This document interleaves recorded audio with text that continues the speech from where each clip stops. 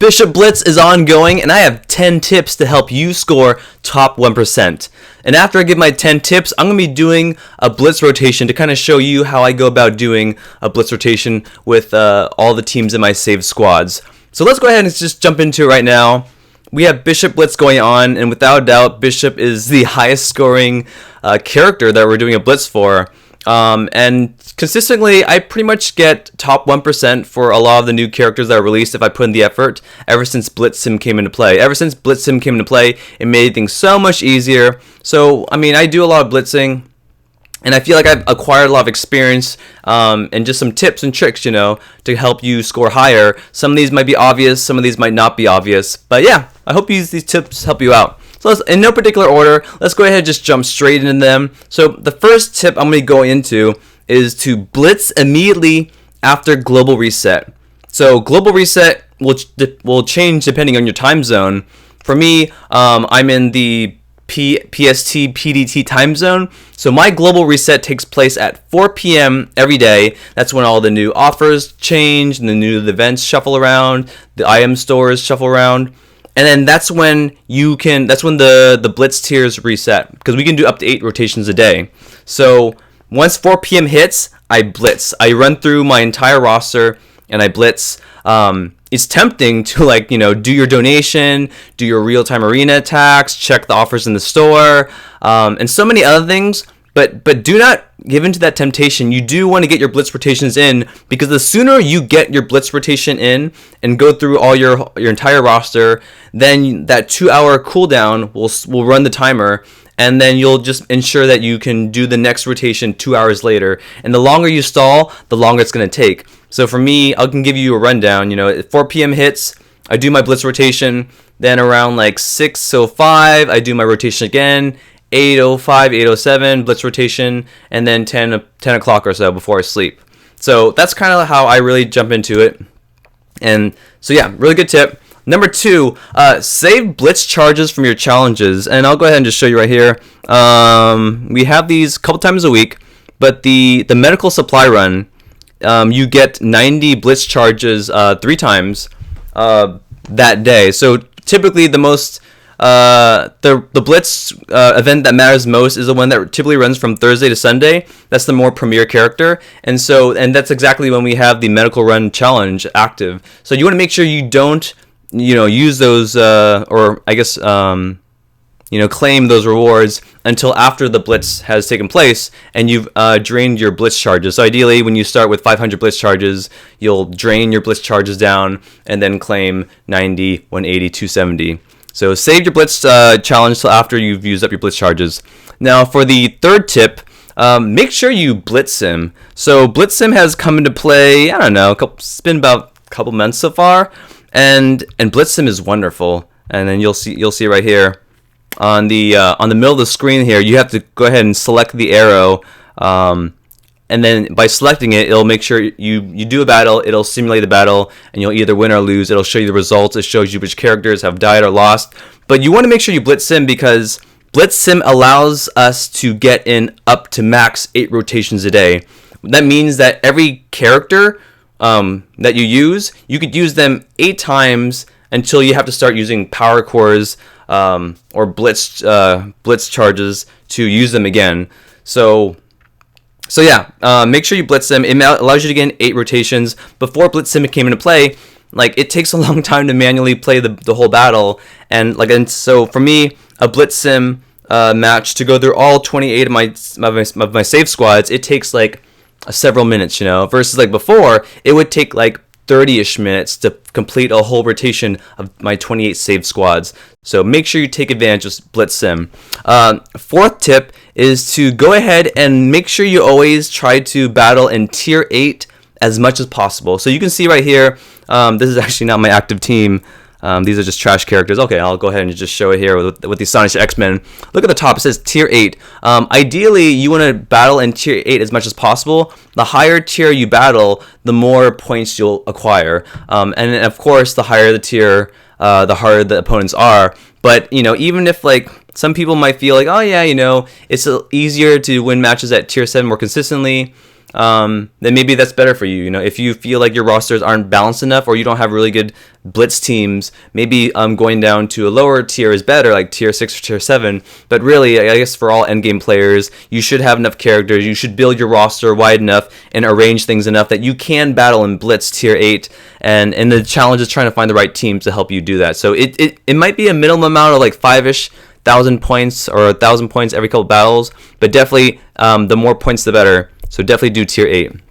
So we're going to get into the 5th tip, and then it's about resetting blitz tiers. So we only have 30 save squads at the moment. Scopely will be increasing them soon, but you know, for me, I'm an endgame player. I have a wide roster. I have about 15 to 20 characters of just characters that aren't on any save squad. They don't have any synergy with the team, so I just use them to reset the blitz tier. And at the bottom of my roster, I have like, you know, these teams. They're just used to reset the blitz tier if I need to. So if I'm at tier 8.3 and I have no opponents that are like really that I can beat really easily, I'll just, you know, change to a trash team and just, you know, simulate the battle. It'll bring me down to tier 7 or the next previous tier, or if I'm at tier 8.3, it'll drop me down to 8.0 and so forth. So that's what you can use your trash characters for if you need to. But as I show you how I do a battle simulation as I do blitz, you'll see that I don't actually do that anymore. So let's go into the 6th tip, and that's about this 20,000 team power shuffle, which is why I don't reset the blitz tier anymore. So you'll notice that for me, well, at least for me, I rearrange my teams based from the lowest power level to the highest power level as you go down my roster. So you'll see I have my Astonishing X-Men. They're 272,000. Next team is 283 Kree, 301,000 Hydra. And so actually, let's go ahead and start with this Hydra team. So they're about 300,000, right? And then as I change to different teams, say the next, or actually the one below that, the teams don't change because they're within like a 20,000 power difference. Now, look at this Hydra team. If I were to increase this above, 20, 25-ish thousand, and and then it'll give me a different set of opponents to choose from. And this is really good to know because what if like out of all these 3 teams, like this Hydra team, if they couldn't beat any of them, then I could always like change to a different team, which this did not do. Let's go ahead and change again. Okay, so there we go. I had to go about a 30,000, 25-ish, 30,000 difference, and now the 3 teams I have changed, and this kind of allows me some variety. I can, if I know I can beat these guys, then I'll go ahead and just use my Supernatural and beat them. And once that's done, then I can go back and go use my Hydra team. So try shuffling around. That's actually sometimes better than resetting the blitz tier because, it's just a matter of always using your main team and trying to beat the opponents that you're facing. Okay, so let's go ahead to the seventh tip. And maybe this is more of a preference than a tip per se, but it's just the way that I order my save squads, and everyone orders it differently. So for me, my 30 save squads at the moment are only used for blitz teams. I don't really care for arena, raids, or anything else, and I like to arrange my roster from descending to ascending team power level. So and the reason why I do this, like, it's just like it just is cool to see the progression I'm making with each team, because I know that like as like certain teams are getting better, I'll constantly keep moving them down and shuffling them around, because in my head then I know that okay, I need to focus more on my Fantastic Four or my Mercenaries, and give them more priority than the other ones. So I don't know, that's just a little tip, and then by knowing that, I can kind of better predict which teams I'm going to be cycling through and what to anticipate next when I'm cycling through my teams here. Okay, let's go into the 8th tip, and the 8th tip is about the cycling. So we talked about cycling the teams that I'm using, and it's about cycling the opponents, which I kind of touched on already. But let's say you're using a team that doesn't really win very well, which for me like would be my Kree team, for example. They have synergy, but they don't have a lot of good synergy that they can win well on full auto. Like for example, Ronin, ideally sometimes you don't want to use his special because he'll summon a summon, which then Kree Noble, when she uses her special, will target that summon and not giving that offense up to Kree Reaper that I have next to her. So right here, like I have 3 options of who to choose from, and out of all these, like, I think, this one might be the easiest, but then again, it's challenging because Punisher has lots of AoE, Deadpool does lots of damage to summons, so maybe this is not. But I think out of all these, this is the best option, so this is the team I would choose from. And alternatively, it's not, if I'm using a really, really strong team that can pretty much full auto any team I beat, then I'll use, like, let's say Brotherhood. They can pretty much full auto any team and beat them. Then I'll choose the team that gives me the most amount of points. I mean, it's just a couple thousand difference, but it might make a difference. It probably makes a bigger difference at tier 8.3. So I'll go ahead and just choose Sinister 6 and beat them.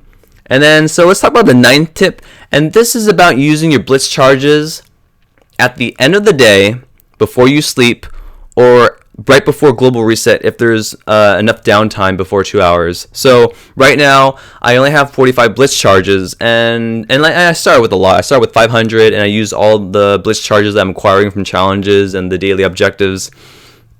But I'm pretty efficient with getting my Blitz rotations done every 2 hours. But then for me, like, when 10 p.m. rolls around, like, I'm gonna be sleeping, I'm not gonna have time to do Blitz rotations like throughout the night. So ideally, I want to use, that's when I can use, like, I can do all my attacks in excess. Like, for me, people would ideally go and do, like, multiple attacks with their strongest teams, because multiple times, because that's when you can get lots of points. I'll be like, this is my Black Order, I'll be getting 90,000 points every time. So at the end of the day, I'll be using, battle. You can battle, I think, 3 times, where it's 25 Blitz charges per character, or per team.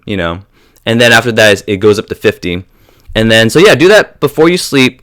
And then if you're able to get in your 8th rotation in before global reset, so for my example, global resets at 4 p.m., if I can get my last Blitz rotation in before 2 p.m., then that'll be a good time to use my Blitz charges, because then I'm not interfering with that 2-hour Blitz rotation cooldown. All right.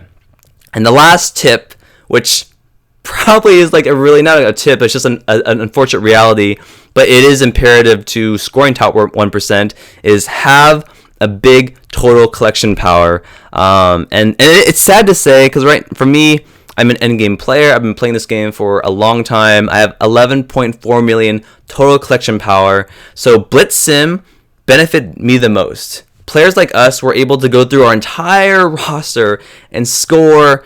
Like, for me, I'm scoring at least 40 million points every Blitz, ever since Blitz Sim came out, and I'm able to comfortably get top 1%. But that's not so easy for a newer player who just started the game, or a mid-game player who might only have 7 million, 8 million total collection power.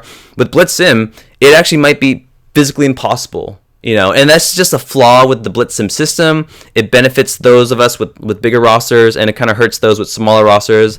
But at the end of the day, it's hard to make these changes to the game without making everyone happy. I still think Blitz Sim is a great quality of life feature that benefits everyone, even if players with smaller rosters can't really get top 1%, maybe as they used to if they manually played it.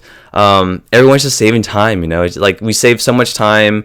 A Blitz rotation, now it takes a matter of minutes, whereas before it took 30-ish minutes. So for me, for a lot of people, that should be a win regardless. So those are the 10 tips. Maybe I hope some of them helped you out. But I'm going to show you what a Blitz rotation looks like for me, and maybe as I'm going through this, I'll be able to touch on some of the tips I just shared about. So this is an example when I'm starting. I'm already ongoing with the Blitz. I always start with tier 8.0. So yeah, let's just go through it pretty quickly. I'm going to just try to go through it quickly since this video is already going on long enough. But yeah, Astonishing X-Men, they can full auto pretty well. And actually, by the way, you might see my game disconnect, and that happens sometimes with Blitz Sim. I don't know why. It's a bug. There's a lot of bugs going on with this game. This is probably the easiest one. They'll probably win that. And then Hydra is really good because Red Skull, as long as he doesn't go down, the team will keep reviving. I love that. And then the Dad Bros carry the ex-Sinister, or the leftover Sinister Six members, as I should say. And they can go ahead and win that too. And then, yeah, Supernatural, pretty good. This looks like the weakest team. So sometimes, like this, if I already know I can be a team off the bat, I'm not going to waste time pressing 2 buttons to shuffle to look at the remaining ones. So this is an example I can win. Go ahead, battle that. and then just keep going. This one might be a little tough. This one's easy, so I'll go ahead and do that. And then, so right now, as I'm doing this demonstration, like I'm definitely taking time to like talk about things and think about things. So this rotation's lasting me longer than several minutes. But sometimes it's worth taking the extra time and finding the right matchup, because it could mean you win or lose the match, which ultimately will affect your overall point skill, your total blitz score at the end of the whole event. This one's a little tough. I might lose this. Yeah. And then you can even like look at the power levels. Like Daredevil is super strong. And now I'm back at tier 8 Blitz, and I'll go ahead and this one. This actually should have been a tip, so I'll mention it right now. But there's a button in the middle of the screen that says Show Stats, and you can click to see a different view of the characters, and you can see the power levels of each character. This actually might be beneficial to you because it gives a lot of insight to which characters are stronger, and that might explain why sometimes you might win or lose, because the battle is weighted. Maybe Night Nurse is super high level and whatnot, and that's the reason why you'll win. And you might lose because maybe the top damage character is really high level. But for me, I like battling in this format because it's a lot easier for me to see the whole team and get a big grasp of everything. I'm not too concerned about the individual power levels. At the end of the day, if I lose, I lose. It's not a big deal. I'll just reset down to the previous tier or tier 8.0.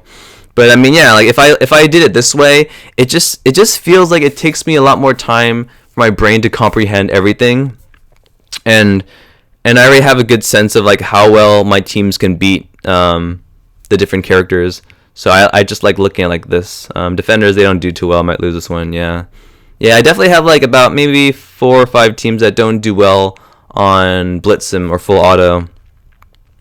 And then, that might see right now. So this is a good example where I don't have any of these opponents I know I'll lose against. So right now, my Guardians are 400,000, right? I'm going to try to change to a 430,000 team. And then that might help guarantee me a different matchup. No, I need to go a little higher. Okay. So I switched my Marauders. They have a new, fresh selection of characters. So I won that match. And then I'm going to go back in time, or just go back to the Guardians team. And now they have a different team, which still isn't the greatest. I'll probably lose against this one. But yeah, that was an example where I'm showing you to gonna go back up, jump up 20-ish thousand forward or 20-ish thousand back to get a different selection of opponents to fight against. And if I do that, then I don't have to reset the Blitz tier. Because when you use trash teams to reset the Blitz tier, which I used to do, it does take time to scroll through your characters. So I kind of just find it maybe faster just to keep scrolling through your main teams, 20-ish, 25-ish thousand forward, 25-ish thousand back. And then we're coming across the last team. My Symbiotes, my second highest team, they rack up a lot of points, and my Black Order, like they can see. So this is a good example. Another tip I mentioned: it is worthwhile to when you have a really good team that can just full auto win anything. Choose the team with the highest points. So I can beat this team for 89,000 points. This one's 94, like 5. This one's like 5,000 more. And this one's, 5,000 more. So it adds up over time, So I'll go ahead and just choose this team.